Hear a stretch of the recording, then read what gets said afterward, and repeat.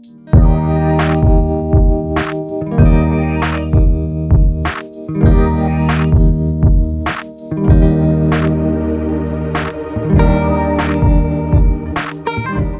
જિલ્લામાં ધોરણ 10 અને 12ના સામાન્ય પ્રવાહ તેમજ વિજ્ઞાન પ્રવાહની પરીક્ષા ફેબ્રુઆરી મહિનામાં યોજાશે. બોર્ડની પરીક્ષાને ધ્યાને રાખી કોઈપણ પ્રશ્નોમાં મૂંઝવણ ઉદ્ભવે અથવા બોર્ડની પરીક્ષાને લઈને કોઈ ડર હોય તો તેના નિકાલ માટે જિલ્લા શિક્ષણ વિભાગ થકી ગત વર્ષની જેમ આત્મવિશ્વાસ હેલ્પલાઇન શરૂ કરવામાં આવી છે, જેમાં મહત્વનું વિષયોનું નિષ્ણાંતો થકી માહિતી આપવામાં આવશે.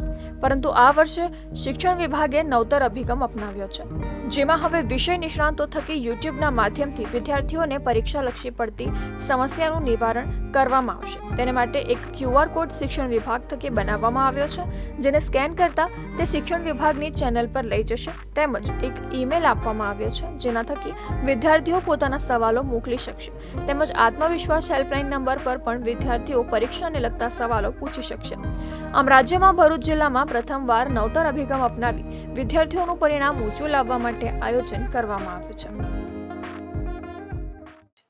જિલ્લા શિક્ષણ અધિકારી ભરૂચની યુટ્યુબ ચેનલ અમે શરૂ કરી છે, જેમાં બાળકોને શરૂઆત અમે પરીક્ષાની બ્લુ પ્રિન્ટ આપવાથી કરીશું, જેથી બાળકો સમજી શકે કે એમણે શું ભણવાનું છે, કેટલું ભણવાનું છે, કયા ચેપ્ટરમાંથી કેટલા માર્ક આવશે, પ્રશ્નનું પરિરૂપ કેવું હશે. આ બધી જ માહિતી એમને યુટ્યુબના માધ્યમથી દરેક વિષયવાર અમારા જે નિષ્ણાત શિક્ષકો છે તે બ્લુ પ્રિન્ટની માહિતી આપશે. આ બ્લુ પ્રિન્ટની માહિતી પૂરી થશે પછી બાળકોને દરેક પ્રશ્ન દીઠ એમના જે શિક્ષણને લગતા કે એમના મનોવૈજ્ઞાનિક પ્રશ્નો દીઠ અમે એક વિડીયો ક્લિપ મૂકતા રહીશું વખતો વખત, જેથી બાળકોને યોગ્ય માર્ગદર્શન મળી શકે.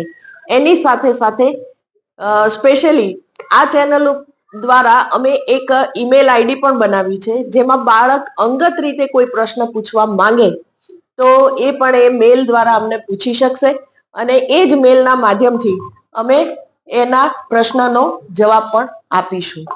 આમ આ યુટ્યુબના માધ્યમથી અમે બાળકોના શૈક્ષણિક અને મનોવૈજ્ઞાનિક જે સમસ્યાઓ છે એને હલ કરવાનો એક નાનકડો પ્રયાસ કર્યો છે.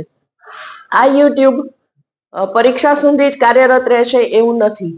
એના પછી પણ આ યુટ્યુબ અમારી અવારનવાર એવા વિડીયો અપલોડ કરતી રહેશે, જેમાં શૈક્ષણિક માર્ગદર્શન હોય, કારકિર્દીલક્ષી માર્ગદર્શન હોય, સ્કિલ ડેવલપમેન્ટ અંગેનું માર્ગદર્શન હોય. ટૂંકમાં આ યુટ્યુબ ચેનલ અમારો બાળક સુધી અમારે જે વિચારો પહોંચાડવા છે, એમની સમસ્યાઓને અનુલક્ષીને એ અંગેનું એક ઉત્તમ માધ્યમ બની રહેશે.